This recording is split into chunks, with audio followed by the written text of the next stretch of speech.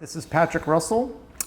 I'm interviewing Vance Zimmer for the first time. This interview is taking place on August the 12th, 2021, and we are here in Wamego, Kansas. This interview is being conducted by the Making History Project. So how are you doing today, Vance? I'm doing very well. And can you tell me when you were born? I was born January 30th, 1967. And where were you born? I was born in a small town called Manchester, Iowa. And growing up, can you tell me what your hometown was like? Sure. I grew up in a town called West Union, which is just kind of north of Manchester, about an hour. Small farm community, a lot of farmers, truck drivers. Population about 3,500 people. Had 86 people in my class. So, real small high school. And my dad was a state trooper, and my stepmom was a hospital administrator. And what was your hometown known for? My hometown really is not known for anything famous, but we have a lot of farmers. So, farmers, truck drivers, and just really small knit community. And how big was your family? I have my father, obviously, and my mother, a series of divorces. I have one biological sister named Kelly. I have a stepbrother named Justin, Mitch, Duke, and a stepsister named Wendy.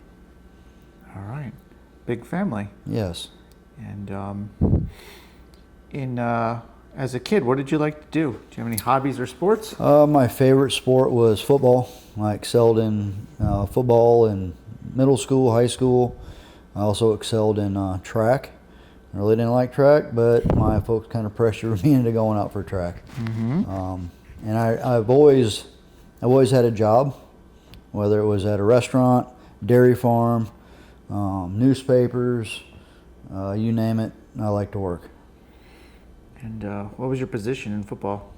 Well, I played both sides of the ball. I was offensive halfback and then defensive halfback as well. Played special teams. So I was really fast on my team as far as speed, but I by far wasn't the biggest. Mm-hmm. All right. And any hobbies? I do have hobbies now. I love to ride motorcycles. So I have a nice Harley Davidson motorcycle, and I like to get out on the weekends and go for a few hours here and there. Sometimes I travel across the country to see some friends. I've participated in the American Legion Legacy Ride, where we went from central Kansas to Minnesota a couple years ago. Had approximately 500 to 600 riders, so it was a really good time. Nice. And what year did you graduate from high school? I graduated in 1986. All right. And what did you do after high school? After high school, I went into the Army, believe it or not. I actually did my basic training before my senior year of high school. So I did what they call the split option. I think they still call it that. So I did basic and AIT between my junior year and senior year of high school. Came back to high school for my senior year, and I was in the Army Reserves for approximately 10 months. And then after I graduated, I went active duty probably 2 weeks after graduation. So you got a head start on the Army in high school. I did, yes. And so you made that decision when you were a junior then? Yes. All right. And what made you decide to choose the Army? Well, we had this recruiter who lived in my hometown, and he was friends with my dad because it's such a small-knit town. My dad was the only state trooper probably within a 50-mile radius of our town, so everybody knew my dad. And he was over at our house one day, and he was telling me about the Army and asked me if I wanted to jump out of airplanes and shoot machine guns. And I'm like, sign me up. Mm-hmm. So that's why I chose the Army. And does your family have a history of military service? They do.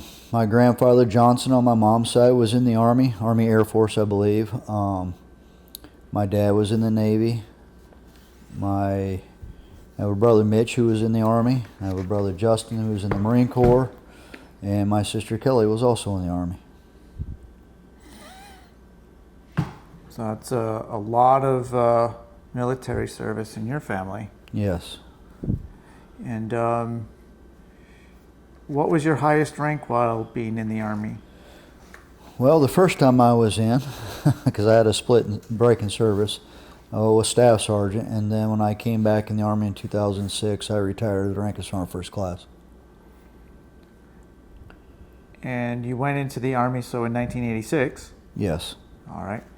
And so this would be your first stint, and that lasted for how long? 9 years, 7 months. And where did you do your basic training? My basic training was at Fort Benning, Georgia, along with my advanced individual training, which back in the day, all combat arms, or let me back up, all infantry went to Fort Benning. It used to be called Home of the Infantry, and things have changed since then, but I did basic and AIT at Fort Benning, Georgia. All right. And when you did your advanced, what was your advanced training? What type? It was infantry. Really, the difference between basic training and AIT was drill sergeants just didn't yell at you as much. It's basically all the same thing wrapped up into one. Okay. And you were still doing this, though, while in high school? Yes. This was in the summer, I suppose? Yeah, I got there in May and I graduated in late August. Okay. And how was it for you being in high school doing those things? Well, I tell you, when I got there, I was pretty nervous. Because I remember flying out of Des Moines and flying into Atlanta, Georgia late at night, and they put us on this big bus. Everybody's going to the same place. The bus was crowded. If I remember correctly, I think I had to stand up the whole way on the bus, the Greyhound bus. And then we got to the reception station at 2, 3 o'clock in the morning, and the drill sergeants are yelling at you, and you go in and get a few hours of sleep, and then you wake up and you start the whole process. So it was very scary. That's the first time I had really been outside of Iowa growing up. Surely I'd never been to the Southeast or a big military base. So it was pretty intimidating. Were you one of the younger ones there? I was 17. My dad had to sign the release form in order for me to go to basic and AIT. And did you eventually obtain a specialty in the Army? I did. My specialty was infantry, so I was infantry my entire career. The only really exception to me being an infantryman in the Army, I was my last assignment in the Army was a Kansas State ROTC instructor for 3 years. Okay. And what unit did you serve with in your first stint with the Army?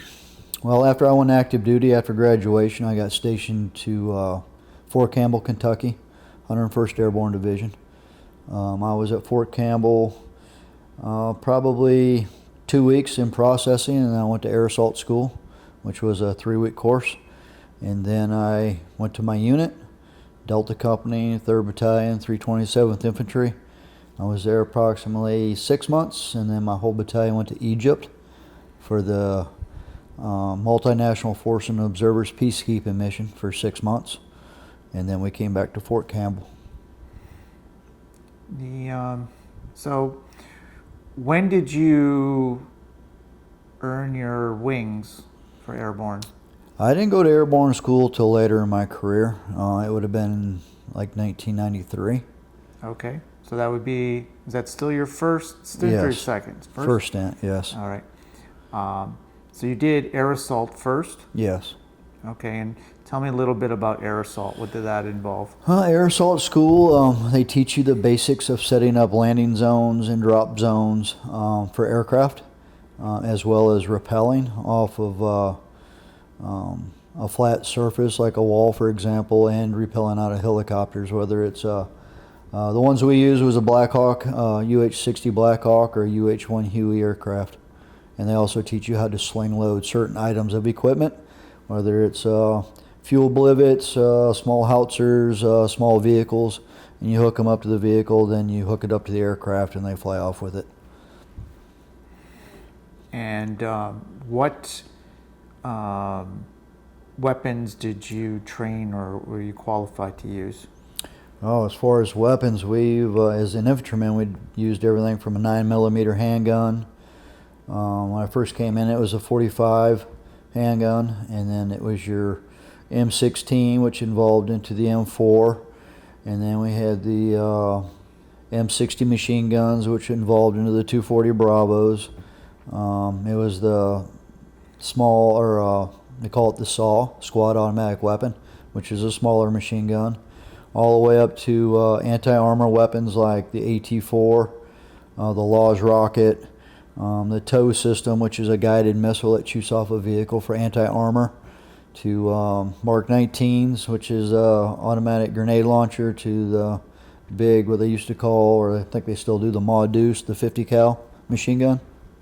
And for a small period of time in my career, I was on the Bradley fighting vehicle as well, which fired the 25 millimeter Bushmaster machine gun with the TOW systems.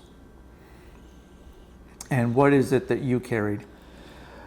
Well, it just depends on where I was stationed at. Initially, I was just a rifleman, and then I moved up to assistant machine gunner at different duty positions. And at one time in my career, I was actually a Bradley commander on the Bradley itself. Okay. And then, so your first deployment overseas was to Egypt? Yes. All right, and what did you end up doing on that mission?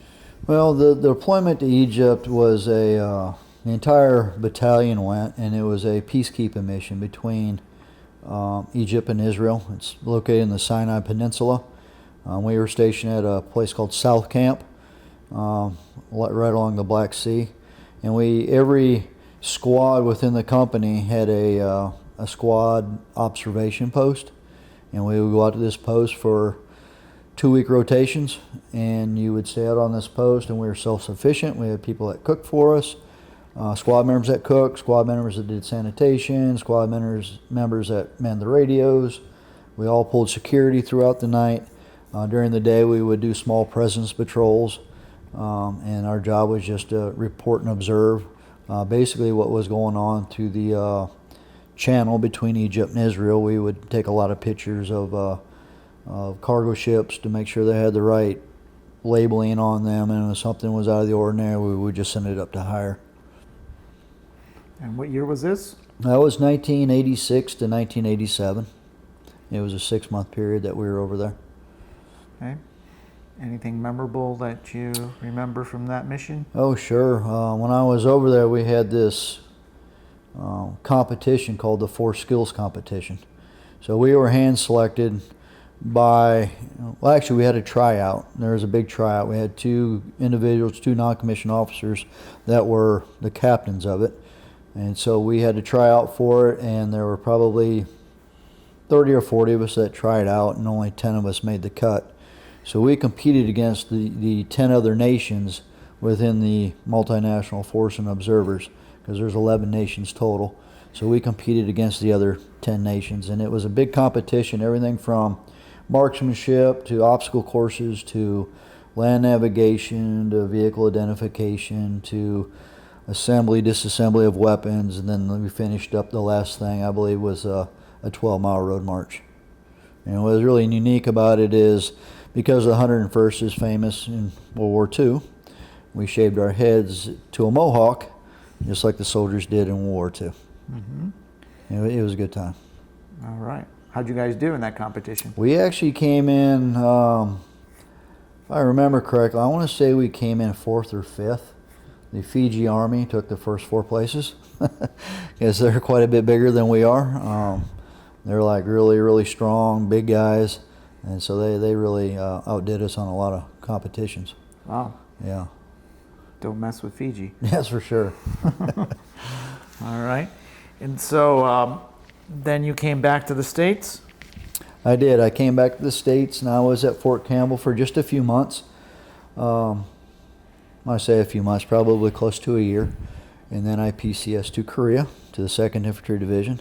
I was in the 2nd Battalion, 503rd Infantry in Camp Hovey, Korea. Is that close to the DMZ? It's close enough. It's within a few hours drive south of the DMZ. I was there for 12 months. When I got there, my unit was on the DMZ already. So after I in process, they put me on a bus and sent me up to the DMZ. I linked up with my platoon. We stayed up there for 30 or 40 days. Then we came back to Camp Hovey and trained. And then right before I left Korea, we went up and did another 30-day rotation. And what was that experience like, being on the DMZ? Very different. During the day, we would go out and do patrols. Our patrols were pretty simple patrols, and you could see where everybody before us had done patrols through the woods. The goat paths were there. So we would go out during the daytime, and we were close enough to the DMZ where you could hear the speakers and the North Koreans talking to us, hey GI, I see you kind of deal. And they would play American music on the loudspeaker. And then we would come back to our base and we would eat supper. We would get ready for our night patrol and do our PCIs, PCCs, pre-combat checks. And then we would get on the truck and we would go straight to an ambush site. And we would sit at that ambush site for 3 or 4 hours and just wait and wait and wait. And something happened, it happened. Of course, it never did. And then we would pick up and leave and get back on the trucks and go back to our base. Now the ambush site was like for real, like if Yeah, something... it was definitely for real. We had live ammo, live Claymore mines. Everybody was awake. We were very, very tactical. But again, the North Koreans knew we were there. Okay. I wasn't aware that they have speakers and they're playing music and, and chirping at you. Yeah, I remember sitting in an ambush site at night and they were playing Bruce Springsteen and some other old music that has something to do with the U.S. and stuff like that. So it was loud. They knew we were there. Mm-hmm. They could definitely see us. And how wide is that DMZ zone? Well, the DMZ goes all the way across the peninsula. Mm-hmm.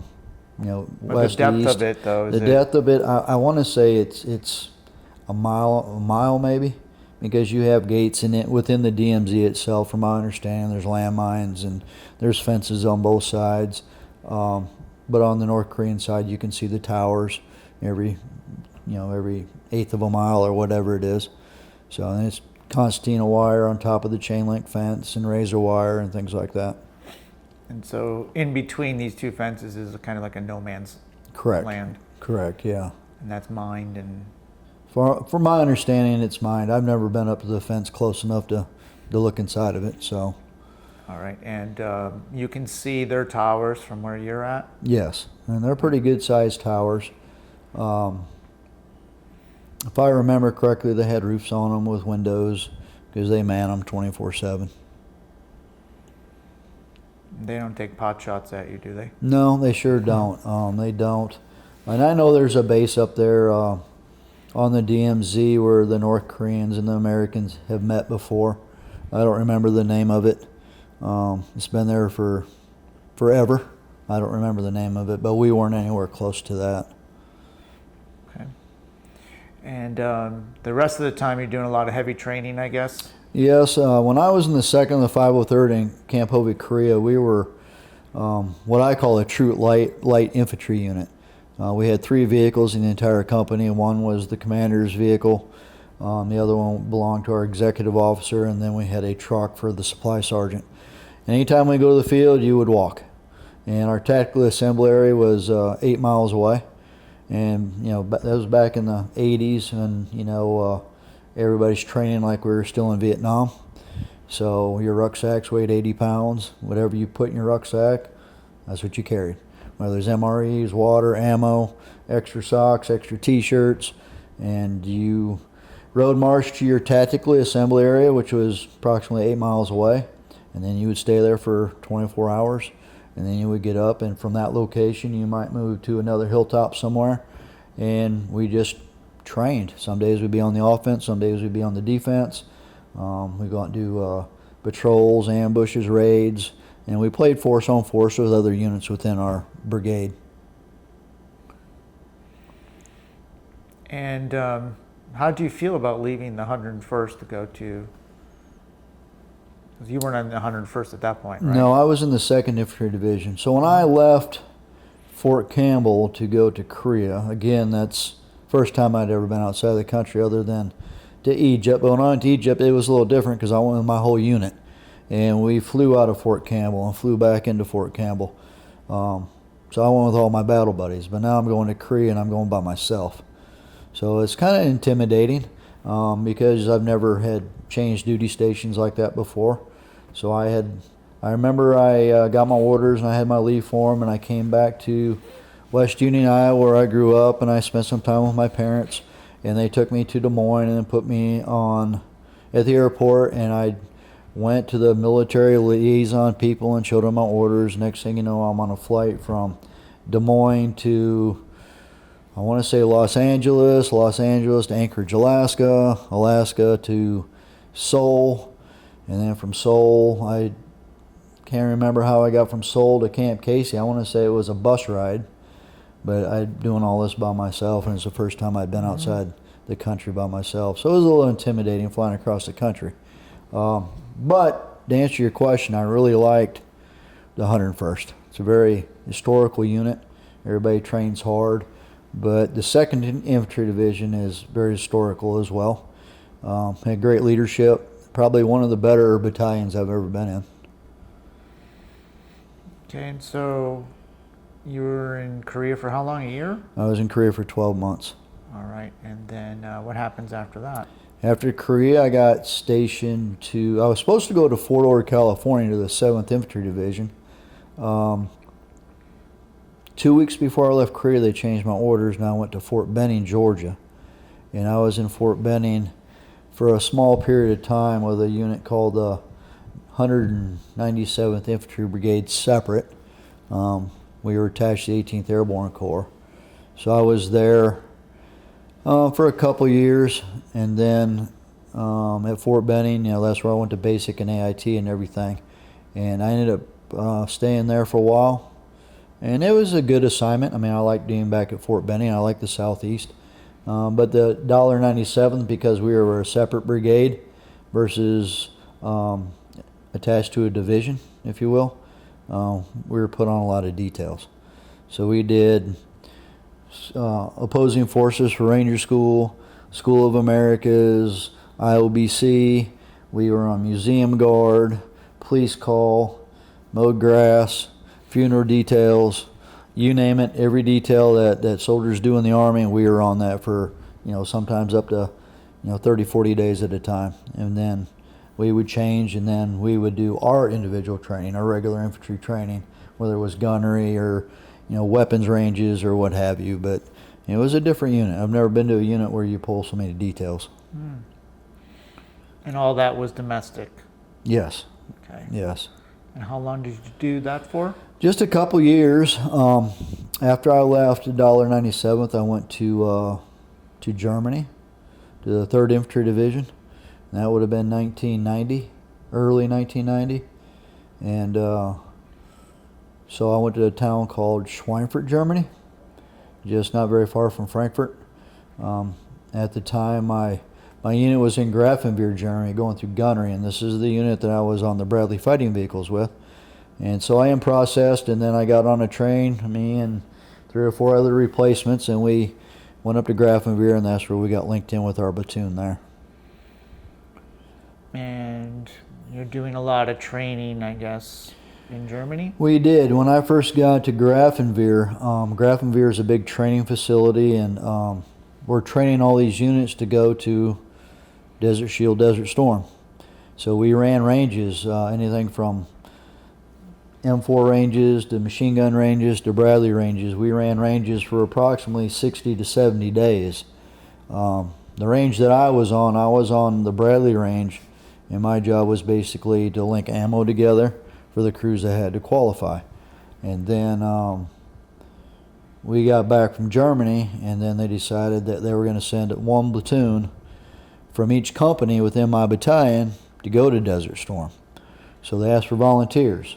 So me and my friend Jeff, we both raised our hands, and then they eventually had to pick a platoon sergeant, a platoon leader, and squad leader. So we ended up going to Desert Storm 30 to 40 days with a small group, small platoon from my company. And I remember we went to, I want to say it was in Saudi Arabia somewhere, but it's been so long ago. We went there, and We stayed in these big, huge circus tents. I mean, 300-400 people in these tents. And we were there for just a couple weeks, and we had these alarm systems. They call them M8 alarm systems that would sit out, a couple hundred feet from the tent and detect chemical gases. And these things would go off. When they go off, the siren goes off, and everybody's scrambling to put their masks on. Some people didn't pre-fit their masks, so they're freaking out. And finally got it done. We get the all clear, but after the thing goes off 15 or 16 times, people are, oh, heck with it, I'm not putting it on, because it's probably just a fluke. But we got brand new Bradleys while we were there. All of our tools, all of our weapons, and everything still wrapped in plastic with grease. And I remember we got everything ready, and we got everything zeroed and qualified at a small range we had there, and we sat there probably another couple weeks, and finally we got the green flag to cross the berm, so to say.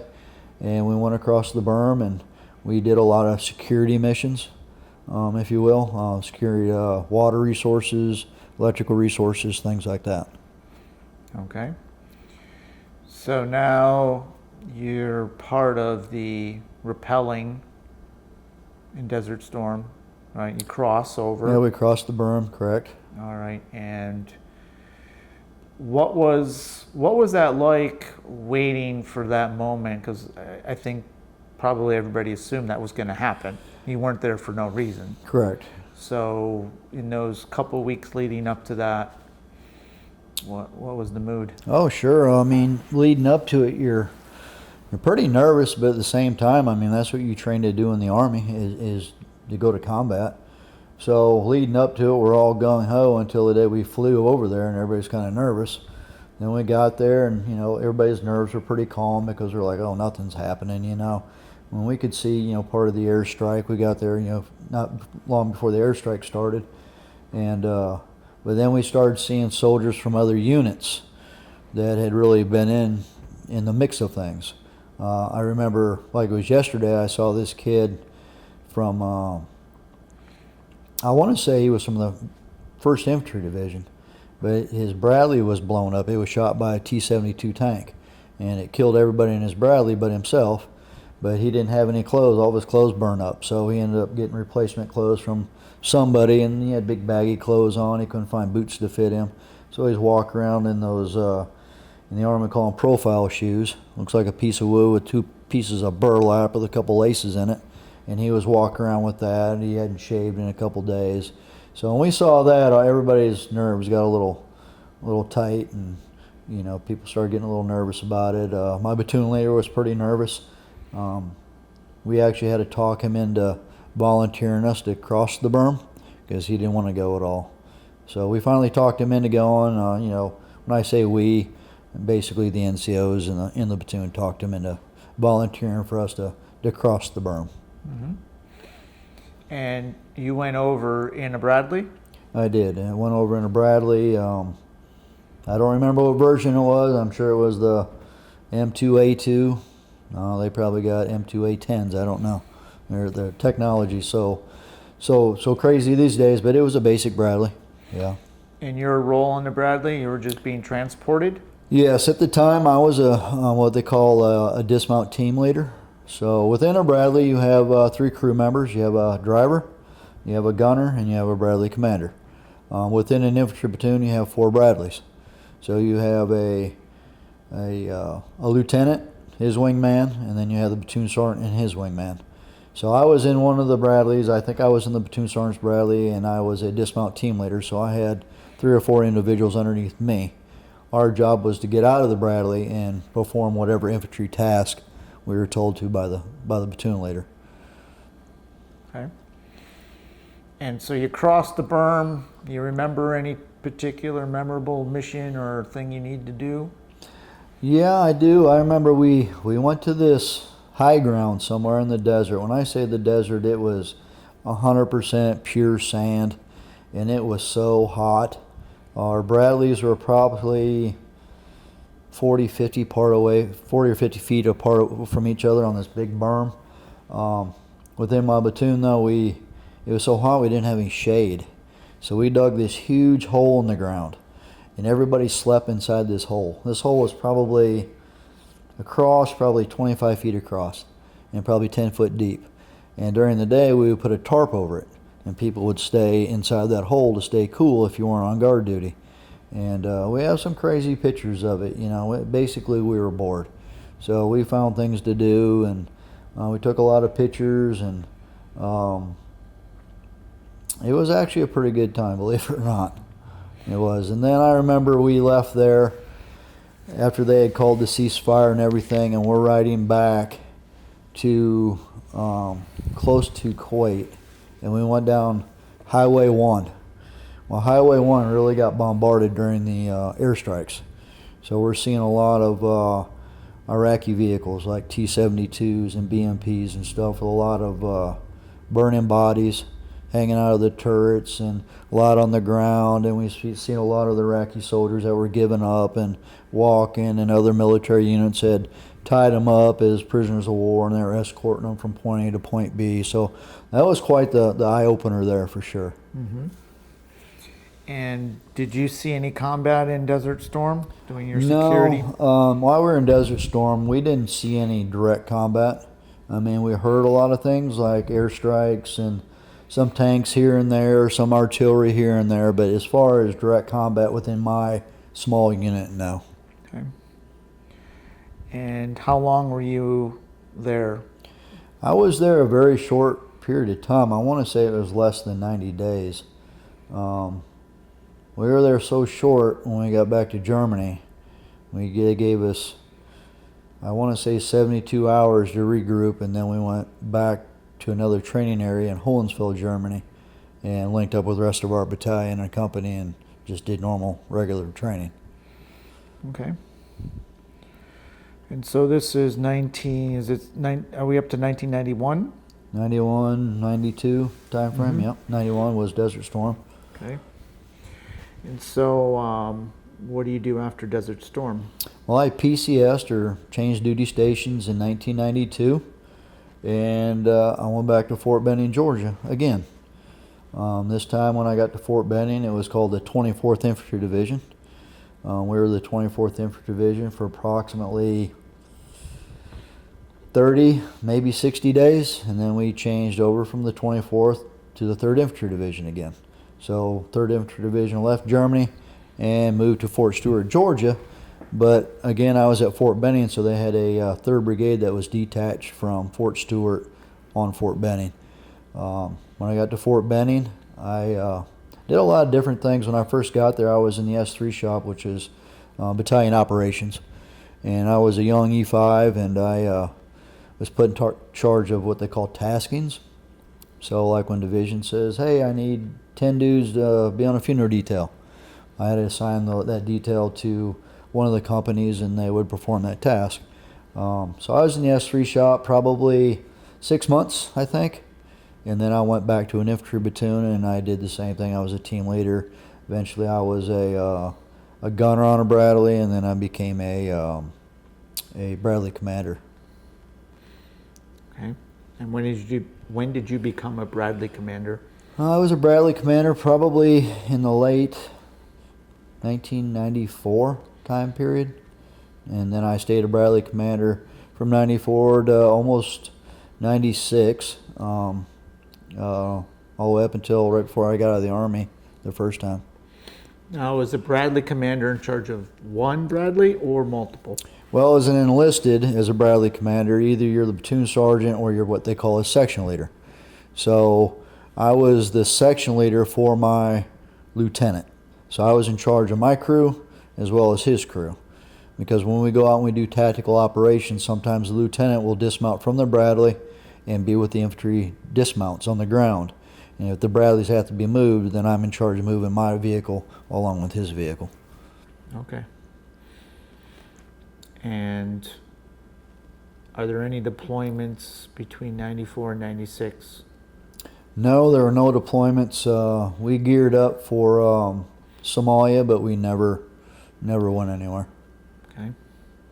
And then I believe you left the Army then in 96? I did. I got out of the Army in 1996. Why? Well, at the time I was married and my wife didn't like the Army.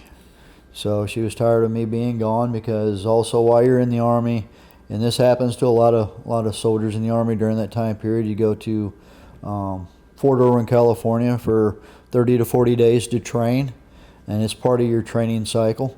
And if you're not at Fort Irwin, you're at Fort Polk, whether you're being out there being evaluated or whether you're going out there to support other units. And she was just tired of me being gone all the time, so I got out in 1996. What did you do then? Well, I worked a variety of places. Initially, I got out, I went to work for a manufacturing company in Columbus, Georgia. I was just an hourly employee there. We made refrigeration systems for grocery stores. Eventually, I became a team lead, or lead person, and then eventually I was a supervisor, and I worked there for approximately 6, almost 7 years. And then I left there and I went to work for a company called Osmos Utilities, where I inspected power poles for power companies. And again, I was still living in Georgia when I did this, and Georgia and Alabama area. So I did a lot of traveling between Georgia, North Florida, Alabama, and I did that for a year. And then I went to work at a local cable company in Alabama for a little bit as just a regular installer. And you're in Georgia because of Fort Benning? Yes, because I got out of the Army at Fort Benning, but Fort Benning's right on the Chattahoochee River between Alabama and Georgia. At the time I was married, we actually lived on the Alabama side. So when I got out of the Army, I just stayed there. All right. And did there come a time where you decided to go back into the Army? I did. I had one of my closest friends named Jeff, who believe it or not, I was his team leader in Germany from 91 to 92, or between 1990 and 92, I was his squad leader, team leader. We became very close friends, and he was down to Fort Benning for a leadership school. And at this time, my friend Jeff's already a sergeant first class, and he came down and came to my house, and we hadn't seen him in I hadn't seen him since 92. So this would have been early 2006 is when I saw him, and he just popped in my door one day, and we barbecued and had a few beers, and he's like, "You need to go back in the Army." I said, I don't know. I think the Army won't take me because I'm too old. He's like, "Nope, they'll take you," because he was actually a recruiter at the time, stationed in Colorado. So he talked me to come back in the Army, and a couple months later I went to go see the recruiter and went back in the Army. And how old were you? I was 40.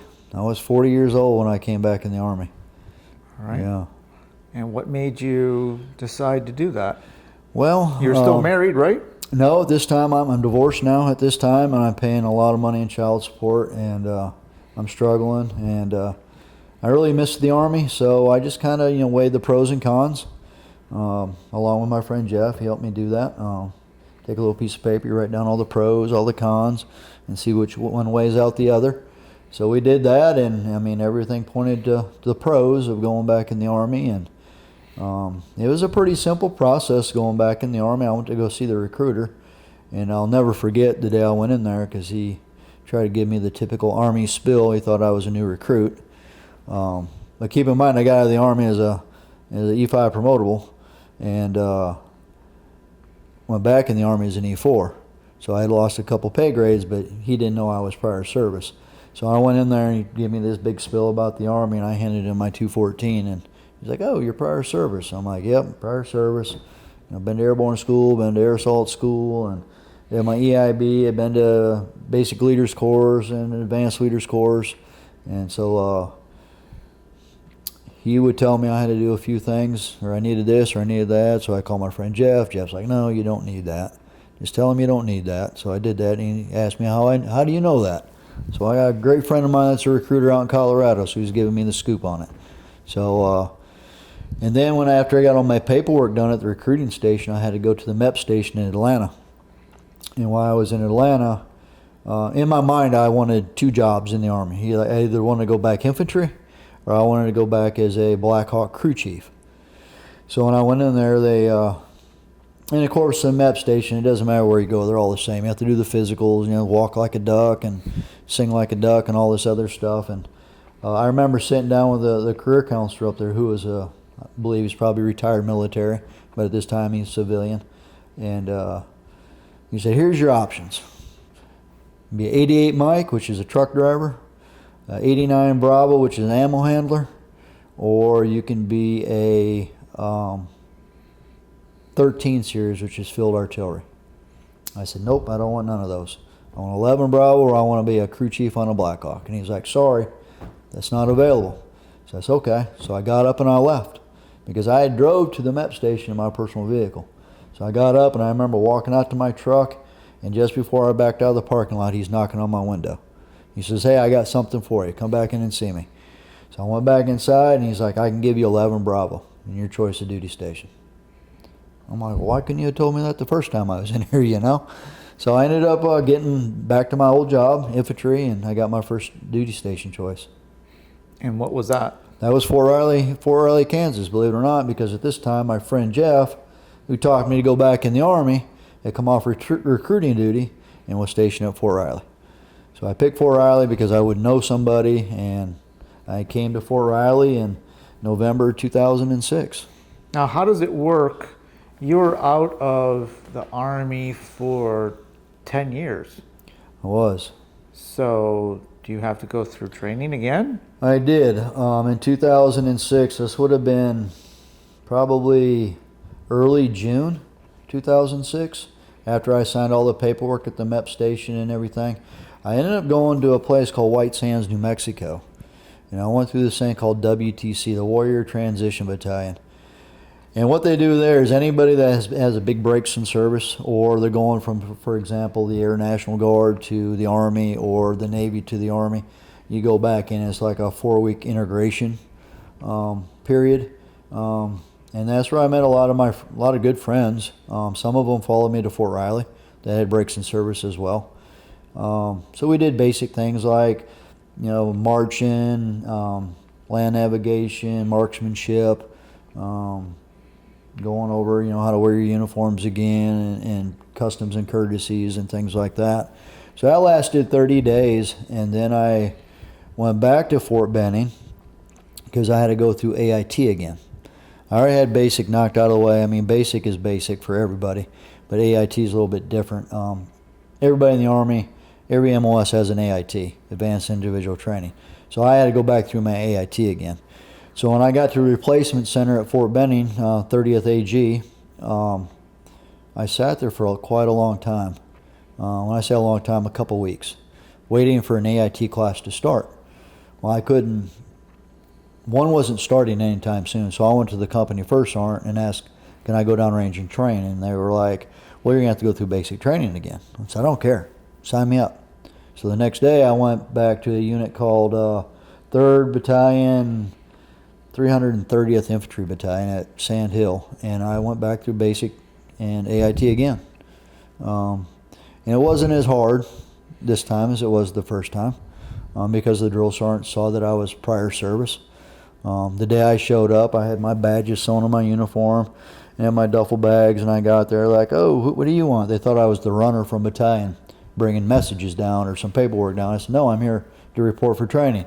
Well, they saw that I was prior service. So they put me in the platoon that all the trainees, when they come in the Army, they have an option to go just regular infantry, or they can go Ranger contract or Special Forces contract. So they put me in the platoon with the Ranger and Special Forces contracts. And at this time, in 2006, all your active duty drill sergeants are, they don't exist. They're all National Guard or Reserve drill sergeants, because all active duty infantry guys are in Iraq or Afghanistan during the height of the war. So a lot of my drill sergeants were National Guard or reservists. I think we had 1 or 2 maybe active duty. So they put me in the platoon with the Ranger and Special Forces contract. But when we did training, a lot of times the drill sergeants would ask me if I wanted to train. I'm like, of course I want to train. I don't want to sit in the barracks. I've been doing that for a couple of weeks already. So, like for example, we go to the marksmanship range, and I'd be in the first firing order. Once I qualified, then I was up on the firing line as a safety with the drill sergeants. So a lot of the stuff I did a lot of training, but at the same time I did a lot of stuff to help the drill sergeants out. So I did the basic and AIT. The only thing I didn't do was the actual graduation. Because when you graduate from infantry AIT, that's when you get your blue infantryman's cord. Well, I already had mine from the first time I was in. So they asked me if I wanted to be in the graduation, and I said no. So I remember the day of graduation, I signed all my paperwork to get out of Fort Benning, and within 2 hours I had all my stuff loaded up in my truck and was on my way to Kansas. So now you're training at age 40 with 18-year-olds. Well, I tell you, when I went back through basic AIT, I knew it was coming, so I was in pretty good shape. I really didn't see a big difference in the age gap, especially when it come to physical training. I could hang with the best of them, and push-ups and sit-ups and running and everything, so it really didn't bother me. Do you have any gray hairs? I did not. Believe it or not, I keep my hair real short. My face was clean shaven at the time, obviously, because you're in the military. But no, I didn't have any issues hanging with them as far as physical wise. And they didn't they give you any kind of Oh, jabs sure. about the, Yeah, the you get a little old timer? Believe it or not, I was older than some of the drill sergeants, so they'd call me old man and blah blah blah, and I'm like, well, let's go. And this old man will outdo you. So, I mean, yeah, it was a good time. I mean, it's a big change in mentality, I guess, because everything that these privates are going through, like when they went through basic in 2006, was way different than the basic I went through in 1985. They're able to use the pay phones on the weekends. We were allowed to use the payphone maybe once every couple of weeks. They had a lot more free time than what we had. I just thought the atmosphere was a little bit different, but that's the change in the Army is the kids get younger and times change, I guess. Did you feel a little sore? The only thing that really felt sore, I guess, for me was the day we did the obstacle course. I had been lifting weights and running before I went in the Army, but when you do an obstacle course, I mean, you're beating your body up and you're using muscles you're not used to using. So I was sore for a couple days, but after that it all wore off and I was fine. All right, so now you went back in at the height of Iraq. I did, right? And, right at the surge. That didn't concern you? You wanted to get involved with that? It initially, yeah. I mean, I knew I was coming to Fort Riley to deploy. My friend Jeff has said, hey, if you come to Fort Riley, you know you're deploying. Well, I'm like, well, if I don't go to Fort Riley and deploy, and I say I want to go to back to Fort Campbell, or I want to go to Fort Bragg, or stay at Fort Benning, either way, I knew I was going to deploy eventually, just because it was the surge. You're talking an influx of additional 150,000 combat troops, so they can't all come from one division. So I knew I was going to go eventually. Mm-hmm. So yeah, I was a little nervous about it because at the time I was divorced. I only had one biological son named Aaron, and he was with his mom, and Aaron and I were like best friends, from the time I got divorced and up until present day, we went everywhere together. So it was a big challenge for me emotionally leaving my son back in Alabama while I went to Iraq. Mm-hmm. So you make it to Kansas, and how soon do you actually deploy to Iraq? Well, I got here the weekend after Thanksgiving in 2006, and we deployed to Iraq in February 2008. So I was only at Fort Riley for a few months. All right, and what is your role at this point? I get to Fort Riley. My role, I'm a team leader, infantry team leader. Keep in mind the Army had changed quite a bit since I was in the first time. We all drive vehicles now in the Army. We have what they call up armor Humvees. When I was in the Army the first time, we walked everywhere. So now we have 4 up armor Humvees per platoon. So you have a driver, you have a vehicle commander, and in the back seat you have 2 dismounts, and you also have a gunner. So I was considered an infantry team leader, if you will. So I had a squad leader who was a staff sergeant named Larry Streeper, who was above me. We had another section leader named Tim, can't remember his last, Tim Simmons. And then my platoon sergeant, then I had a platoon leader as well. And where do you go when you deploy there? We go to Iraq. It's a forward operating base called Rustamaya, which is not far from Sauder City. And Rustamaya is quite the base. It was a small base. My battalion was at Rustamaya, and the rest of my brigade was at Camp Falcon. So we were detached from the brigade, and my battalion was attached to another division. And initially, I want to say we were part of 10th Mountain or 4th Infantry. I don't remember which, but that unit rotated out pretty quick. We were there. My battalion was there for 15 months. And again, the rest of the brigade was at a whole different location. Did you spend the whole time there? We did. My battalion, which was 216th Infantry, they called us the 216th Infantry Rangers. There's actually a book written about us. It's called The Good Soldiers. That was my battalion. We took quite a few casualties. We were there for 15 months. Most of our within the company, you have Alpha Company, Bravo Company, Charlie Company, Delta Company, Headquarters Company. So Alpha Company, Bravo Company, and Charlie Company left the forward operating base, and they went out to what we call COBs, combat outposts. So they live within the city on these small compounds, whether it's a school that we confiscated or a government building or a bunch of houses, and they actually lived out amongst the population.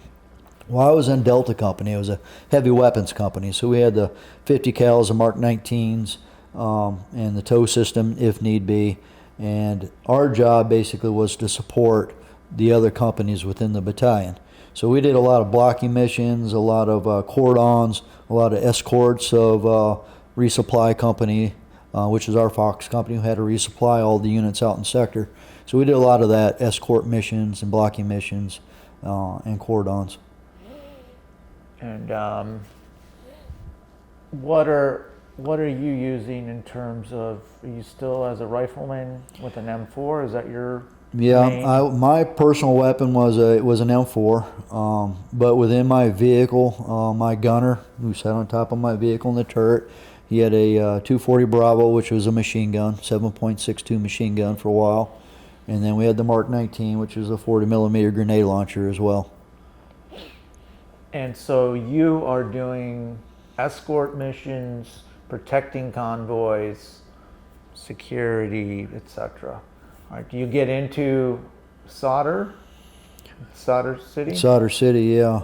What was that like? Because that at one point was not a real good place to be. Yeah, it's not a very good place, and you can tell the big difference from going from your normal areas out in your sector to Solder City, because they control the power. The government controls the power. Saddam Hussein controlled the power. So at night it would shut off, just like a big flip of the switch. All the power's out. They had really big problems with the sewage. You would see green sewage floating down the sides of the street. Biggest thing that I remember is just the electrical wires, the phone wires, the cable wires, whatever kind of cable wires I had. It was just like a big cobweb, from pole to pole or from building to building, and they get hooked on our antennas of our vehicles, and sometimes they get ripped off, and you might knock somebody's power out or their TV out or their phone system out or whatever. But it was a very dangerous place because the streets are so narrow. Mm-hmm. And over there we had a lot of things going on with the bad guys. I mean, the militia, they're stealing gas, and they're trying to sell it back to the locals at a higher price. So our job was trying to stop that process as well. But it was scary because around every corner you never knew what you were going to see. The biggest issue that we had over there wasn't so much the bad guys with a rifle, it was the IEDs and a thing they call EFPs. EFPs are just nothing more than a piece of copper, a flat piece of copper that they would embed either into a tree trunk or a brick wall or a water bottle or whatever. But when that EFP would go off, it's basically like a dinner plate of nothing but copper, and when it gets hot, it would go right through the body armor on our vehicles, and as it goes through that body armor, it spreads and it just destroys everything behind it. So that was the biggest thing, was the IEDs and stuff like that, EFPs. Wasn't there a cleric that was his hometown, Solder? It was. I don't remember his name, but he was the guy that everybody was after, and he was the one responsible for the stealing the gas and trying to sell it back to the locals at a higher price and things like that. So we if we saw people selling gas on the side of the road, we would stop and we would destroy their gas cans and pour it out. And people would come into this gas station that we guarded for quite a while. While we're in the gas station, these cars would come in and we'd have to inspect the cars because they'd have, second gas tanks, whether they strapped them inside their trunk or underneath their back seats trying to get more gas to go out and sell it, to make a profit. And all that profit goes towards the bad guys and their EFPs and IEDs and things like that. And did you have any combat engagements in that city or that zone? We did. The biggest thing is it got to the certain point. Well, I guess we were there, we got there in February. For about the first 30 days, we didn't do a whole lot of anything as far as patrols outside the FOB, because that's kind of our integration period. We do this thing in the Army called left seat, right seat. So basically, we mirror what that unit's doing. We go out with that unit, we train with that unit, know the sector like they know it, kind of adapt some of their SOPs, and then we end up changing them to fit us better. But they're there to train us and teach us about their sector and what their mission is. So 30 days, we really didn't do a whole lot of anything. We did some guard duty and things like that, but once that unit left and we started going out, we started taking a lot of casualties. And most of our casualties were from IEDs and EFPs. In my company alone, because I was in a heavy weapons company, we only had 90-some people to our company. Compared to a regular infantry company that has 130 plus, we only had 90-some people. Well, we lost quite a few from our company from IEDs. When something like that happens, you just kind of like, you don't want to get complacent because that's what happens. So it got, and also during the, one day during the 15 months, we ended up losing total, I want to say we lost, I know I'm going to get this number wrong, but I think we lost 11 within our whole battalion. We had lost some from each company. We lost 3 or 4 just from my company alone. But it actually got to a point during that 15-month period, the IEDs were so bad that our battalion commander cease fire, nobody goes outside your base. If you're on a combat outpost or you're on a FOB, you go back inside, you pull duty, nobody's out on the streets doing patrols for 24 hours because the IEDs were so bad. Yeah. And is somebody deciding to go after the makers of these IEDs, or? Yeah, we had people out there, whether it's the Jason units or even like our sniper teams or our scout platoons. Their mission was kind of try to find out where the IEDs are. Like our snipers would go out to a known IED site and they may sit in what the Army calls a hide position. They would sit off in the woods somewhere and be as quiet as they can be, and they might sit there for 24 hours to 36 hours just waiting for something to happen or seeing an exchange or what have you. I would say probably 8 or 9 times out of 10, nothing ever came of it. But we've been in quite a few buildings where we found caches of weapons, because at the time the Iraqis were only allowed to have one personal weapon, whether it's like an AK-47 or a pistol. It was one weapon, and that was it per household. So we went from house to house for a while, and we found weapons caches, and we went into a couple houses and we found some explosive material, whether it was C4 or the copper plates or whatever. We found stuff and we confiscated it, and we of course we took the male adults and we would zip tie them and put covers over their eyes so they couldn't see, and then we would take them back to our base, turn them into our S2, which is your intelligence section, and they would interrogate them and process them, and then from there they would go on to another base, but they would process them. So that individual would be in our system. When I say system, we had a hide system. We would take pictures of their eyes, they'd read their retinas, and we would fingerprint them, and then now they're in our system, and they would go to wherever. If they got let go and then got rearrested, all we had to do was take a picture of their eyes, and if it showed up in our hide system, they would be right back in the, deal with them then. Mm-hmm. So yeah, I mean, it was when I was telling you earlier about the technology in the Army from the first time I was in to this time, it changed quite a bit. So yeah, I mean, it was very high tempo. My platoon, because like I said, we were heavy weapons, so we were on like a cycle. We would go out and do missions like for 5-6 days at a time. And then day 7 is the day, our maintenance day. We'd have to get our vehicles checked out and things like that. So we always try to do maintenance the day that we would come back from our last patrol. So the next day we could have off. I guess you're really never off, but you could catch up on laundry, you could take showers and, go to the chow hall and eat some good food and maybe kick back and read a book or try to stand in line at the phone center to, to call your loved ones. And then the next day we'd just start back over. Did you ever run across any foreign fighters? We did. We ran across quite a few of them. One time, and this sticks out in my head, one time so I was on my my forward operating base, Ruston Mine, while my infantry company from 216 was at their base, and they went out on patrol. Like all 4 vehicles left, they went out on patrol that day, and they got blown up with an IED, killed 3 soldiers. So they got the soldiers, they managed to get back into their combat outpost, and then 12 hours later, my commander says, hey, we have a mission. We have to go get the 3 KIAs and bring them back to Ruston Mine for the hero flight. And the hero flight's where they get everybody on the base. You line up at the airfield, and everybody's at a position of attention, and they bring them out in their body bags, and they put them on the flight, take them to the bigger base in Iraq, eventually back to the States. So we went out on this mission, and we were going to go at 2-3 o'clock in the morning when it was dark. Let the night work to our advantage. Well, we had route clearance. Route clearance are the guys that are the 12 Bravos, the combat engineers. And they got these big, huge trucks. I mean, one's called a Buffalo, and it's ungodly huge. But they had all these lights all around it, so they could light up the whole area around the Buffalo, but they couldn't shut them off.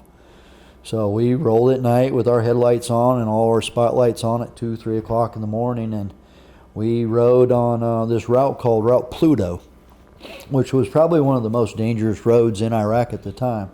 And it looked like your typical 4-lane highway. I mean, it looked like Highway 24 out here almost.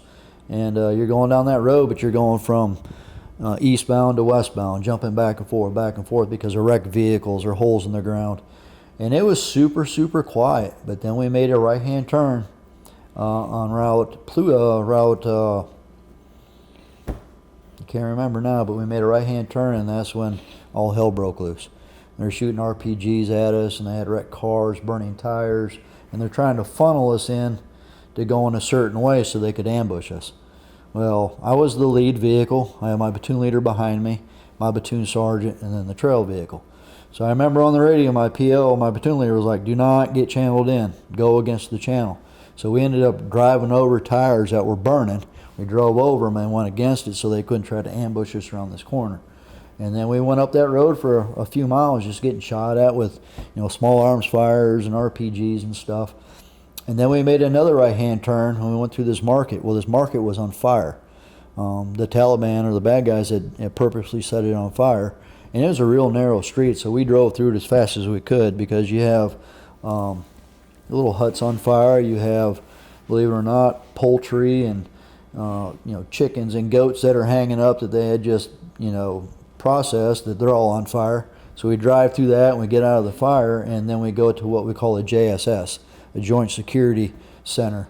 So that's where another company was up there of Americans with some of the Iraqi army, and they operated out of that building. So when the Americans would go on patrol, the Iraqi army would go with them. And it was a good sized building, a big concrete wall all the way around it. So we pulled in there because by this time some of us had flat tires from bullet holes. One of our vehicles, I think, was on fire a little bit on the back of it, and we rolled in there and we resupplied on ammo. We tried to fix our tires, but for some reason the jacks that the Army gave us wouldn't lift up that Up Armor Humvee. So we resupplied with ammo and water and stuff like that, and while we're inside there, we're getting shot at from a taller building. And so this other unit's over there firing back, the Iraqi Army's firing back, we're trying to get behind cover and we're trying to fire back. And it got to the point where we weren't doing anything. We were just making them mad. So my platoon leader called in what they call a J-dam, which is a bomb from a fixed-wing aircraft from the Air Force. So it came in and it dropped this bomb on this building, and it leveled that whole building, just took it down.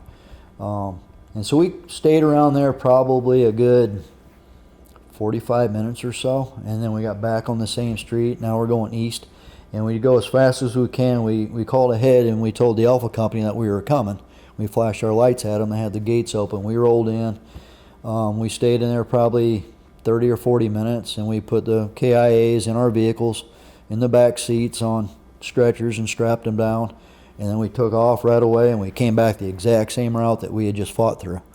And then we finally made it back to our fob at probably 6:30, 7 o'clock in the morning. We had flat tires. We had some vehicles that had holes all the way through the side armor after we discovered that some of the bad guys were using armor-piercing 7.62 bullets that were going right through our side armor. And we had probably out of the 4 vehicles, I'd say probably 3 of them had 2 or more flat tires. So it was quite the mission. Did you have that same type of ambush setting coming back, or had they cleared out by that point? We did, not as bad, but we knew exactly where we were going. We knew what to expect because we knew that the market was on fire. We knew once we made the left-hand turn, we knew where that car was at. We knew where all the burning tires were at. So when we rolled back through there, my platoon leader was like, you know the route back, just go. So we took, and we were bumper to bumper the whole way, and we went through there as fast as we can. And if things were in our way, we pushed them out of the way. And it's really odd because once we went through that section of that city, and we got back on Pluto's, it was like somebody just hit a light switch, and it was over. It was crazy. Wow. Yeah. And how long were you there in Iraq that time? I was there for 15 months. I was there, our whole deployment was 15 months. But during that 15-month period, you're gone for approximately 30 days because you have the opportunity to come back to the States on R&R. So I remember I took R&R, I left Iraq and I flew into Atlanta. From Atlanta, I rented a car, went to Alabama, to Phoenix City. I picked up my son, drove back to Atlanta, got on an airplane, flew to Iowa, saw my family for a couple weeks, flew back to Atlanta, got a rent-a-car again, dropped my son off, came back to Atlanta, turned the rent-a-car in, got back on the airplane, went back to Iraq. Mm-hmm. What was that like, let's say, 2 or 3 days before you had to leave back to Iraq? What was that like? It was very, very difficult, very hard, because like I told you earlier, my son at the time was little, and we did everything together. How old? He was 3 or 4 at the time. So he was probably closer to 6, but we did everything together. We hung out on the weekends together and played PlayStation and went to the park, and we did everything together. So it was very difficult, but in the back of my mind, I was like, I'm going to be home sooner than later, because I did my R&R towards the last third of my deployment. Mm-hmm. So when I got back, I was on the countdown. So I just kept that in the back of my head, that eventually I'm going to be back and this is all going to be behind me. Okay. And what was your most memorable moment from that deployment? Probably the most memorable deployment was the first time that my vehicle got hit with an IED. We were doing this huge convoy, resupply convoy. We were going to the Bravo Company's combat outpost, and we were on probably one of the worst roads in Iraq. It was called Berm Road. Berm Road set probably 10 feet higher than any other road in Iraq, and it was really rough. It was just a mud road, basically, elevated mud road. And we were on this convoy, and we probably had close to 15 or 20 vehicles. At this point, I'm towards the back of the formation, and I remember over the radio they came back and said, everybody stopped, we have possible IED. So we had route clearance got out, and they did their thing, probably 15, 20 minutes looking for IEDs. And when a convoy like that stops, all your vehicles stagger. They point out, and your gunners are scanning outwards and looking around, you know, and You're stuff looking like- for a potential ambush. Right, they're looking for people running around, you know, with weapons or what have you, or the trigger man or what have you. But we sat there probably a good 10 or 15 minutes and nothing happened. So they come back across the radio and said, you know, Charlie Mike, continue mission. So we take off, and my vehicle probably didn't get 50 feet down the road. And Were you first? No, I was actually towards the back of the formation, which surprised me because, I mean, there was 14, 15 other vehicles in front of me that could have easily blown up. And I think the reason why they didn't do that is because they wanted the last vehicle, because everybody else is facing that direction. In order for those vehicles to come back, they have to come down off of Berm Road, which is a disaster because the road wasn't wide enough to turn around on it. So they went off of my vehicle, and the only thing I remember is the nose of my vehicle went straight up in the air. It's almost like it was sitting on the back bumper. And it's like it hovered there for like 4 or 5 minutes. And then it just, obviously I'm exaggerating, but then it finally just slammed back down. And then all the dirt clogs and dust just rained on us. And Where were you in the vehicle? I was the vehicle commander. But where were you located? As far as... Inside the vehicle, where were you? I would have been like in the passenger seat in the front. But in the back of my vehicle, I had a lieutenant colonel who was in the reserves, along with a sergeant E5 who was in the reserves also, and they were Army historians, and they're in the back of the vehicle with me. And then I had my gunner up in the turret behind his machine gun, and then my driver to my left.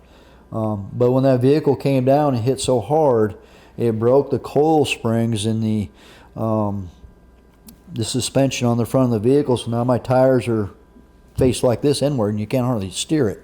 A couple tires flat. I had some radiator leaks and some oil leaks and stuff like that. But we made it into our combat outpost where Bravo Company was located, and we did a quick assessment of the vehicle.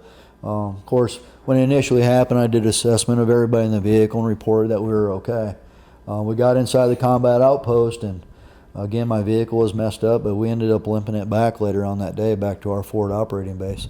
So that was probably that was the first time I was hit with an IED. I got hit a second time. The second time just basically hit my driver's side left tire because it was embedded in a curb system, and it basically just kind of spun me around 180 degrees and just scared the crap out of us. But as far as messing up the vehicle, it just jarred my hatch where the hatch wouldn't shut right. But after that happened, we all turned around and went back inside the base to regroup and figure out what we were going to do. But probably, going back to your question, though, probably the thing that stood out more than anything is within my company, we were, at this time, we're guarding this gas station across the street, literally across the street from our forward operating base. And again, it's a 4-lane road. So there's a gas station across the street. My platoon was on, we weren't on mission that day, but my fourth platoon was on mission that day. And they were across the street, and we were actually sitting in a briefing in battalion headquarters in the conference room. We heard the IED go off, and it was loud. It rocked the whole base. And we're like, holy crap, where'd it come from? And everybody's like, well, it sounded like across the street at the gas station. So we left, and we ran back outside. Well, it was the gas station. It was my company's 4th platoon that was over there. They're on their way back from being out there for 8 or 10 hours that day. They were coming back for evening chow, and it hit 2 of their vehicles.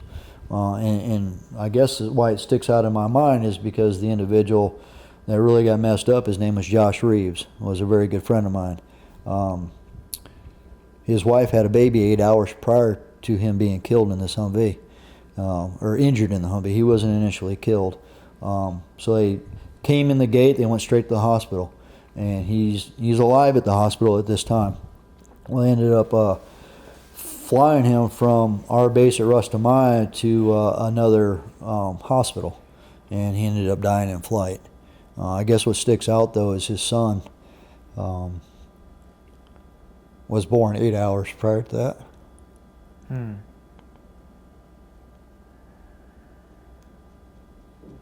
So that was a tough day. It was. When you got thrown up in your Humvee and you came back down, you get like that blast inside there. Does that like give you kind of a concussion or something? Well, it was loud, but at the same time, we're wearing headphones. so we can talk to everybody internally inside the vehicle. So the noise wasn't like super loud initially.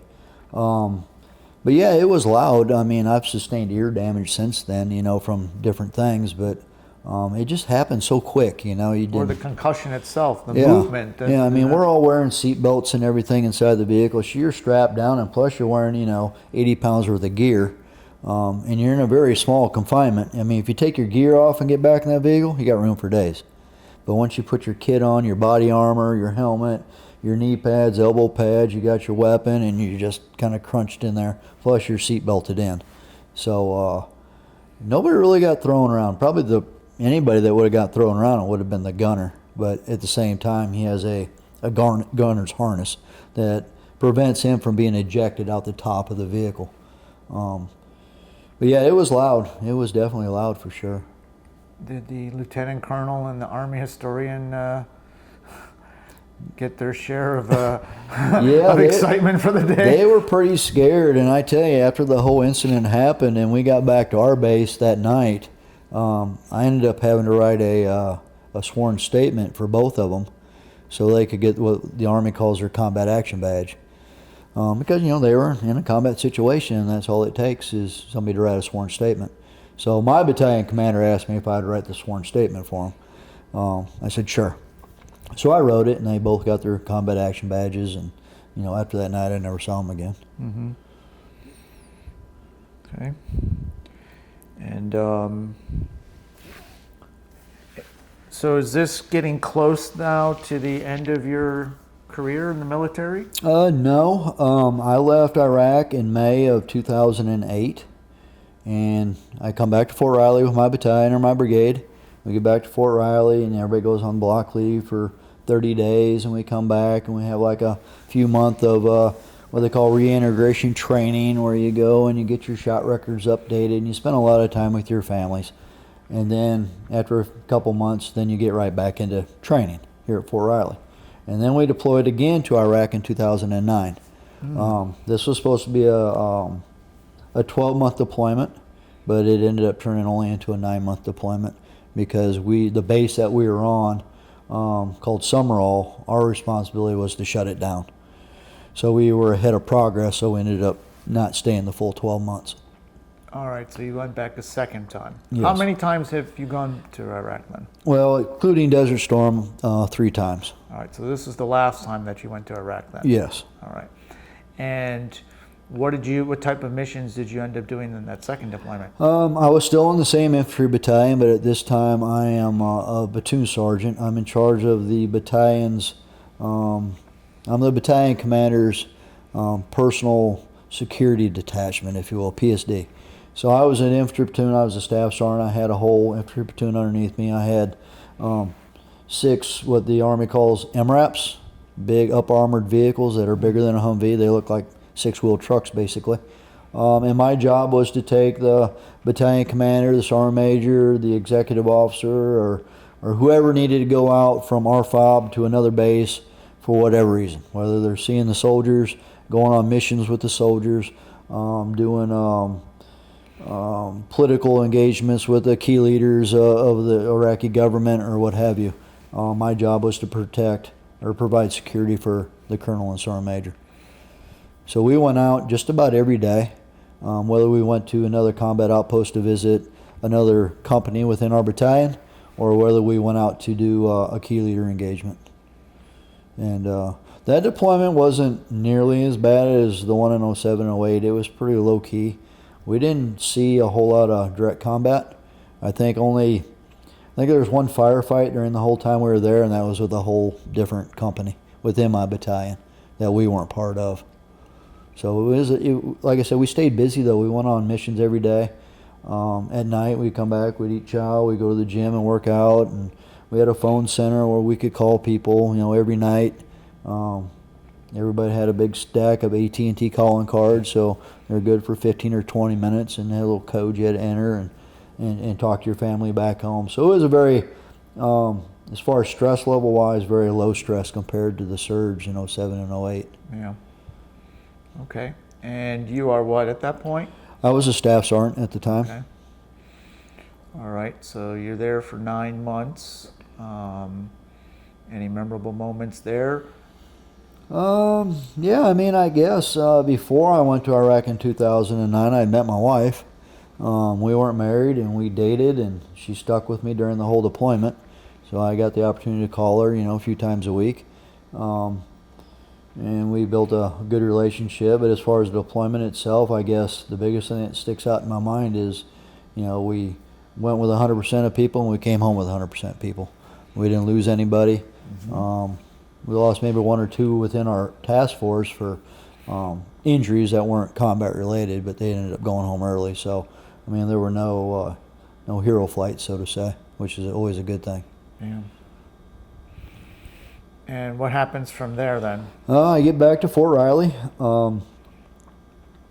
and I'm at Fort Riley still, and I go from being a battalion PSD platoon sergeant back to Delta Company to a regular infantry platoon sergeant, and we train like we normally do, whether it's gunnery or marksmanship or PT or whatever. And we have a cycle. We went to Fort Polk a few times for training. We went to Fort Irwin, California a few times for training, and then we came down orders to go to Afghanistan. So we went to Afghanistan in 2012. My whole brigade went to Afghanistan. And where did you go in Afghanistan? We went to Paktika and Ghazni Province. Which is what part? Right on the Pakistan border between Afghanistan and on the eastern side.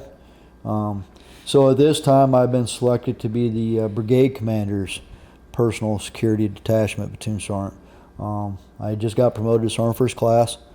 So we were over there for, again, it was just a 9-month deployment. All deployments, military-wide, are 9 deployments at max versus the 12 months or 15 months. So we go to Afghanistan, and we're on a big base. And I work right out of the brigade headquarters. I work directly for the brigade commander and the brigade sergeant major. And what kind of things are they having you do? Well, my job was to, every week we'd have what we call a sync meeting, usually on Sundays, and the colonel would talk about what he wants to do Monday through Saturday, who he wants to go see, when we're going to go see him, what they're going to talk about type deal.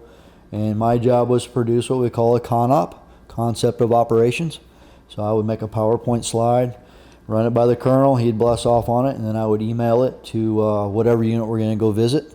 My job was also to coordinate with the pilots to make sure that the aircraft was there on time to pick up the brigade commander. I would talk to the pilots and let them know, where we're going, what time we're landing, what time we need to be picked up, that sort of deal. So that was an ongoing thing. Every day it changed.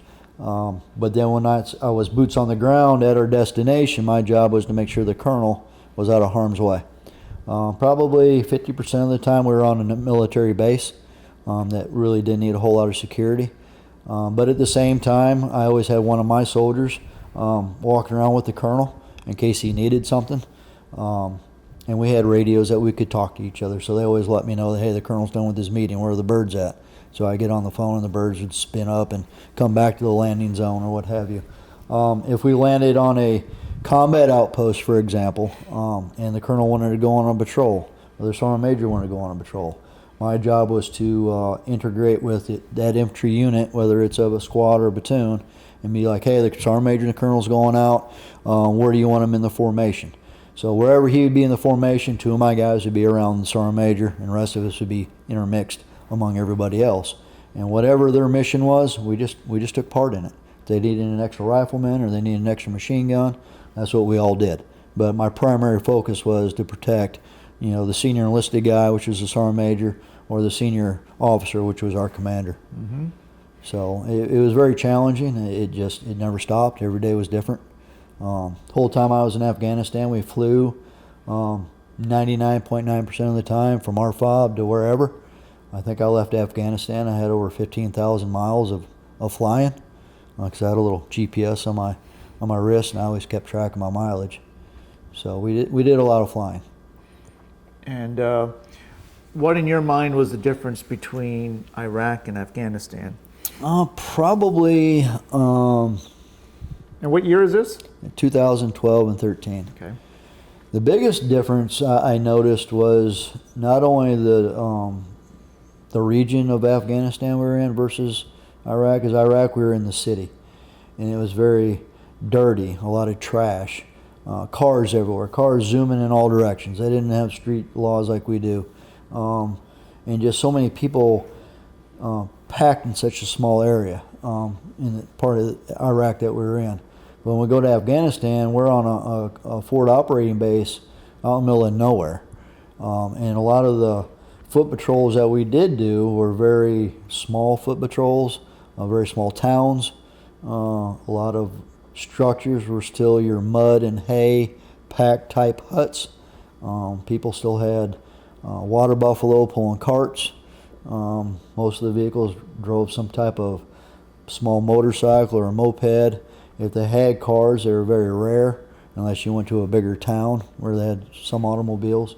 But I guess it was just, I felt like in Afghanistan we were out in the country, and it was very unwesternized, if you will. I can only remember one or two blacktop roads in our area. The rest of everything else were just goat paths or dirt roads that just went in all different directions. What about the people themselves? Really, I really didn't get to react with a whole lot of them, but you go to Iraq or Afghanistan, they're all bad guys. You don't trust anybody. But as far as their cultures, there's a difference in culture. Difference in languages. And we had an interpreter with us that, he was from Afghanistan, and he spoke the language and everything. And as far as their culture, I want to say it was pretty similar. And in some ways, they all drank what they call chai, which is like a hot sweet tea. They had a lot of foot bread, kind of like pita bread. Again, I think they don't eat beef or pork. A lot of the stuff is goats and chickens and things like that. But the biggest thing, I guess, is just because in Afghanistan we're just so far away from all the big cities. Where Iraq, we're in the big city. Yeah. And do you recall any particular difficulties your commander was having on his missions? Like a kind of like a recurring problem, or not necessarily a reoccurring problem. The issues that my commander faced was our sector, which was Ghazni and Paktika. They're two different areas or provinces. So my brigade commander was responsible for both. Prior to that, a brigade commander is only responsible for one province. So because of, we're getting ready to close this base down, they didn't want to bring two brigades over, I guess, or whatever the case may be. So my brigade commander was in charge of two different provinces.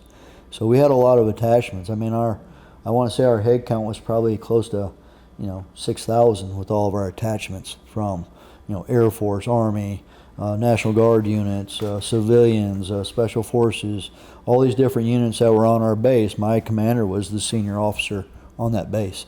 So I think that was his biggest challenge, is just all the moving parts between the two different provinces and units. And then also we had to close the base down, or prepare it to be closed down. So by the end of our 9-month deployment, we went from 3 hot meals a day down to 2, and then eventually down to 1, and then all of a sudden all the hot meals went away, and people are eating, MREs or, granola bars and things like that. So no fun. Yeah, and it was a big fob. It was a big footprint. And how close was it to Pakistan? From my base, it was quite a distance, but we had some of our combat outposts, like for example, Cobb Tillman, named after Pat Tillman. That was one of was in our brigade, and literally from their command post to the Pakistan border was probably less than 3/4 of a mile. So you would leave, their command post, and you walked up this long trail, and it was super steep, and you got to the top of the ridge line. Well, on the other side of the ridge line was Pakistan. And was there any more fighting, or was it more dangerous to be in that area close to Pakistan? It was. That particular combat outpost, they took a lot of, small arms fire, a little pop shots here and there. And they eventually ended up bringing in, fixed wing aircraft to drop some bombs on locations. But there were a couple of our combat outposts that took quite a bit of small arms fire. And it was sporadic. It was nothing like on a regular basis, but I guess it just depends on what sector you're in. And we ended up losing, a few soldiers during that deployment from IEDs and EFPs as well. Not as many as we did during 07-08 deployment, but either way, I mean, we lost guys, so that's always a hard thing. So the combat was heavier in Iraq during your deployments than in Afghanistan? Well, it was. And again, it depends on what sector you're in. So if you remember, I told you I was in Delta Company 216. Well, at this time now I work at Brigade Headquarters. Well, the original Delta Company that I was in, they're in a very bad spot, a place in Afghanistan called McCure. And it was kind of southwest of where we were at. And they went out and got in quite a few firefights. They lost their company commander. He was shot and killed. A few people were injured during that same firefight. A good friend of mine named Mackey, believe it or not, he was a E1 private when he came to my platoon. He fast forward now, he's a E4, E5 during this firefight, but he's so skinny that the bullet went right through him, and he survived. Didn't hit any vitals, and he missed everything. It actually went through this gap between his front plate and his side plate, and went through and missed everything, but he survived. Again, they lost the company commander, and a few other people were injured from it. So that was Delta Company always seems to get a lot of the action, whether it was in Afghanistan or Iraq.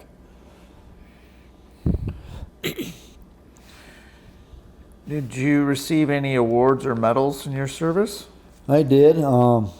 Both in Iraq in 2009 and Afghanistan, I received the Bronze Star. Okay. And again, I mean, it's, people think of the Bronze Star as something heroic, but with the way the Army is today, a lot of senior NCOs or anybody in a leadership position usually gets, a Bronze Star, just because you're going above and beyond what you normally do at Fort Riley. You're put in situations that you're trained to do, but back in the States, you train all the time to do it. Train, and all of a sudden you go to Iraq and Afghanistan and your feet are put to the fire. Mm-hmm. So if you succeed, most of the time, somebody in a leadership position is going to get a Bronze Star. And so after that deployment in Afghanistan, what happens next? I come back to Fort Riley. I'm at Fort Riley probably just a few months. I actually came down on orders to go to K-State ROTC here in Manhattan, Kansas, while I was in Afghanistan. So I get back to Fort Riley. We take 30 days of block leave. As soon as we get off block leave, I start clearing the installation. Because I'm going to Manhattan now, it's considered a PCS move or a change of duty station. So I have to clear post. So I cleared post and I reported to Kansas State ROTC in 2013. And you were there for 3 years? I was there for 3 years, yeah. And you're training new? I'm training, my first year I was an instructor for freshman students straight out of high school. And it was a big change of pace because, in the Army Infantry as a platoon sergeant, you're all about discipline. You're all about doing the right thing. And sometimes your voice gets out of control and you do a little bit of yelling and screaming and do a little bit of wall-to-wall counseling and some push-ups and some flutter kicks here and there to drive your point home. Well, at ROTC, you can't do that because you want the students to be there. So as a freshman, straight out of high school into K-State ROTC, they're not sure they want to do it or they don't want to do it. So some of them stick to it, some of them are only there for a few months and they quit. Because a cadet doesn't actually have to conditionally contract and sign his paperwork until he is a junior. So they got a little bit of time to think about it. So we had a lot of people come and go, and we had a lot of people stick around. My job was my counterpart was a captain who was also active duty. Our job was to teach the basics of the Army, whether it's customs and courtesies, drill and ceremony, physical training, basic tactics, chain of command, things like that. So I taught class most of the time on Tuesdays and Thursdays for 2 hours a day. And I still, when I wasn't teaching class, I had counseling statements to do, and I had to go over their academic schedules with them.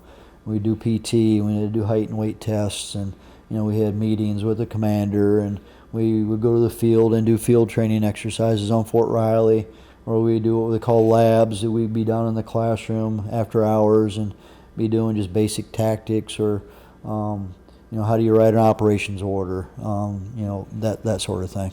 Mm-hmm. So using all of your prior experience. Yeah. How old are you now? Right now I'm 54. And how old were you when you were in training the ROTC guys? I was probably 40, 43, 44. Mm-hmm. So, a lot of these kids are young enough to be my child. Mm-hmm. And because of my 10-year break in service as well, some of my peers, a good friend of mine, Josh Noble, who I deployed with to Iraq and Afghanistan as well, he came on board at K-State ROTC a few months after I did, but we're both Sergeant First classes. We both have been to all the same schools, but Josh is 10 years younger than me because I had that break in service. So I was kind of like the old man on post. Mm-hmm. I think I was even older than my commander. And how did the students receive you? At first, a lot of them were scared of me because I used to shave my head with a Bic razor. I had a clean-shaven face, and I always had what the Army and a lot of people call RBF, resting bitch face. I always look like I have a scowl on my face, which, I don't do it on purpose. I just do. So a lot of them were intimidated by me at first. But I'm also the type of person where I like to get my point across, but at the same time I like to joke around a little bit. So it took them a little bit, but they warmed up to me pretty good. Mm-hmm. Yeah. Okay. And then after 3 years, that was it? That was it. I stayed at ROTC for 3 years, and in 2016 I put my retirement packet in, and it got denied 3 times. Finally got approved. And, why were you denied retirement? Because every summer cadet command or cadets have to go to Fort Knox, Kentucky for cadet summer camp. And the higher senior officers think that all the instructors need to go to summer camp to help train. So everybody rotates in and out. And this starts in May and goes through the end of August. So everybody rotates in and out at different times. So they really wanted me to go to summer camp because if I wasn't there, it probably would have failed. Of course, I'm being sarcastic. I'm one of probably 400 Sergeant First classes that were there. But, misery loves company, so they wanted me to go. So by the time they approved my retirement packet, they didn't realize how many vacation days I was going to take. My leave days that I had built up over the last 3 years, well, they didn't take that into account. So they approved my packet, and I ended up not going to summer camp anyway because I ended up taking 120 days of leave before I actually retired. So it kind of worked out in my favor. Mm-hmm. Yeah. Okay.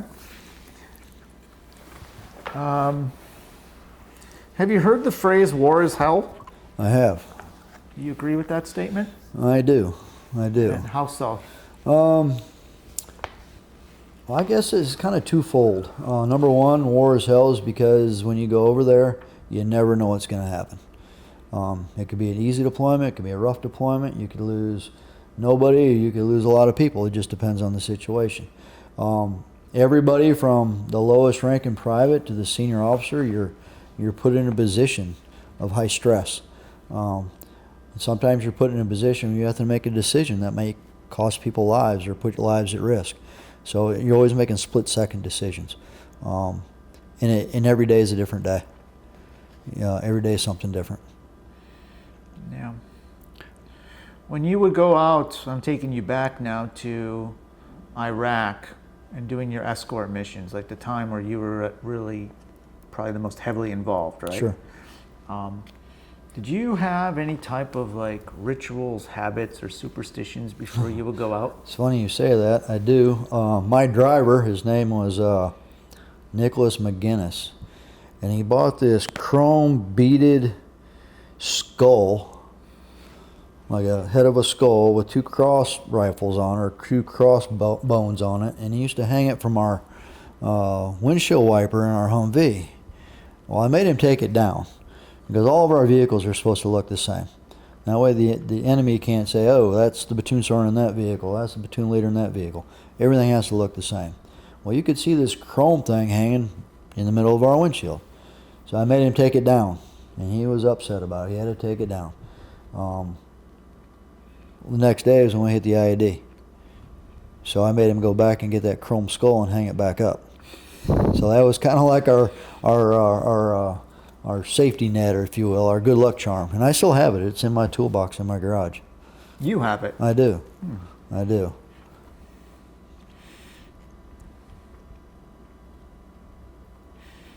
Did anything from your experience from your deployments impact you when you returned home?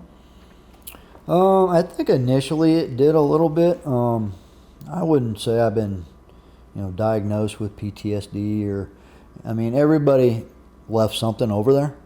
So I got home, I was short fused and tempered like a lot of guys. But I think that a lot of that has to do with you're over there, you're deployed, you're with all these grown men, and everybody has a job to do. And then you get home and you're with your family and your children and whoever, and you're, the whole time you're gone, they're living life as normal, the best they can. They're going to school, they're going to their jobs, and, mom's running the house, she's got her own rules and stuff like that. You come home, and you're used to being over there telling people what to do all the time, and now you get home, and now you want to tell everybody in the house what to do. And it becomes a conflict between, you and your spouse, or your significant other, or your children saying, we've been doing this for a long time since you've been gone, Dad. Now you want to come home and you're trying to take charge? So, that was a big adjustment. Mm-hmm. It was. Okay. But in time, it kind of resolves itself for the most part. What about, hypervigilance? You went out on patrols and you were constantly in danger. Yeah. Did you find yourself kind of still doing that here, even if you're driving? Yeah. When I first got back, like I was telling you, when I went on R&R during our 7/8 deployment during the surge, and I flew into Atlanta and rented a car to go pick my son up. Well, that's the first time I drove a vehicle in 8 months, 9 months. So I'm on the road and I'm just not stopping for anything, because that's what we did in Iraq. You didn't stop at stop signs or stoplights. You went around cars. And I found myself doing that in downtown Atlanta, right there by the airport, not stopping at stoplights, and I'm going as fast as I can go, because that's what we did for 9 or 10 months. And then it just dawned on me like, hey, you're not over there anymore, slow down. So that affected me a little bit. But now when I get back, I guess the biggest thing that bothers me now is, for example, if I'm at a grocery store, and my wife and I are in the aisle at the grocery store, and I don't see a way out because it's so congested, that bothers me. I'll just leave her there and I'll go walk around somewhere else. I don't like to be stuck in an aisle somewhere where I don't see a way out. Mm-hmm. So, but other than that, no, nothing really bothers me too much. Yeah. Did you ever have any nightmares when you came back? I did, periodically. It's gotten a lot better. I guess probably the first couple of years I got back, I had some nightmares here and there. Yeah. And so you've been back how long now? Well, I retired in 16, so I've been retired, since 2016. And 3 years before that, so 2013 was the last time you're in a combat zone, yes. Right? Yes. So it's been about 8 years. Yes. All right.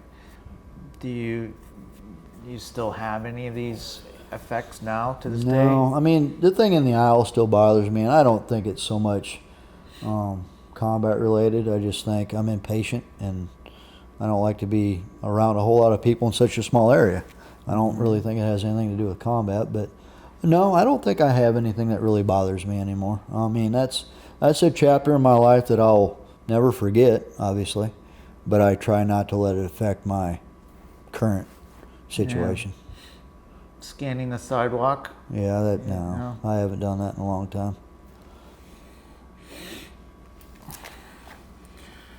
Nervousness, jitters? No.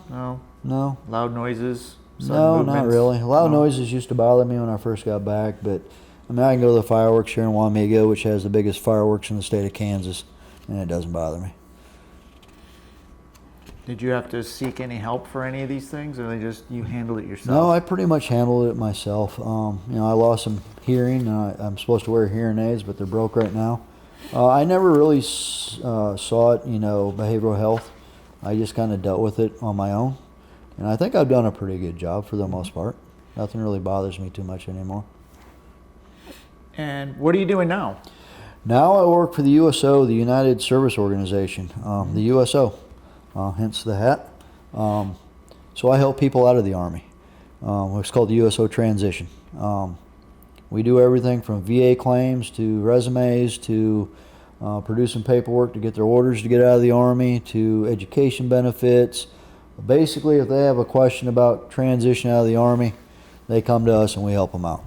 If I can't find the answer, somebody else can. So we're like a big information hub. We do a lot of good things for them. We service the state of Kansas. So we have Fort Riley, we have the Air Force Base in Wichita, we have the Air Force Base actually in Nebraska as well. And we actually have one of our scouts or transition specialists that I work with who used to be at Fort Riley. She is now at Fort Leonard Wood doing the same thing that I do. So we have a big footprint. We see quite a few soldiers every day.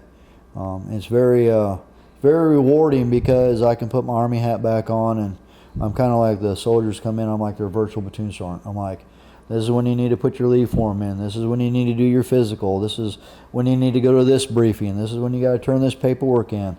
This is when you got to clear the barracks. And I just make a rough timeline for them based off their dates of getting out of the Army. And I kind of hold their feet to those dates so they have a successful transition. And then usually they come back the day they complete their final out of the Army and they get their DD-214. I always make them bring a name tape, their last name, and we put it up on the wall in our office. And I take a picture of them and I text the picture to them. And out the door they go. Now, is this something they elect to do? Do they have to go through you or no? They do not. All of our services are voluntary. So they have to go through Soldier for Life, which every base has Soldier for Life. That's mandated by DOD. Our program is optional. But we have such a great network at Fort Riley with the Soldier for Life, the Transition Office, the VFW, VSO, and all the other agencies on post. They send soldiers to us every day. Without us, I mean, a lot of them would really struggle getting out of the Army because, their chain of command is still in the Army, so they don't know how to get out. All of us in my office, we're all retired, so we know how to get out. So it's a great organization, a great program that we do have. Is there anything you'd like to add that I didn't ask you today? No, not really. I probably wouldn't have made it as far in the Army as I did. I never thought I'd retire as a Sergeant First Class, having a 10-year break in service and being as old as I am. Believe it or not, I went to Ranger School when I was 40 years old. I didn't graduate, but I made it pretty darn far because the average age of Ranger School is 21. I was 40 when I did it. But I don't think I would have made it as far, had I not been married to my wife. And, my son and my stepkids are very understanding of my end goal of retiring from the Army. So, they, when my son and my wife's son were juniors in high school, when I retired, we moved to Iowa, where I'm from, and they graduated high school up there, and then we ended up coming back to Kansas. So they didn't graduate high school, from the school that they went to junior high with or middle school with. And, being a military family is kind of hard because you shift around a lot. I probably could have stayed in a little bit longer, but I think I was tired of them having to go through that and being moved around and really not knowing where we were going to go. But, if it wasn't for my wife and my kids, I probably wouldn't have gone as far as I did. They really supported me. Yeah. Is there anything you would like to tell future generations? Any words of advice or wisdom? Well, I tell you, our society has changed a great deal. I don't think there's anything more honoring than being able to lead troops into combat. To protect our nation. I think it's an honor to serve our country. I think everybody should have to serve their country one way or another, whether it's on the front lines and picking up a weapon, or serving the service members that do pick up a weapon. There's so many different ways that you can serve your country, besides the military, I think, but everybody, I think, needs to at least serve their country in some capacity. All right. Good words of wisdom. Well, I want to thank you, Vance, for sitting down and sharing your story with me today, taking the time to do that. It's important, and I thank you for that. And I want to thank you for your long and dedicated military career serving our country. I appreciate it. All right. Thank you.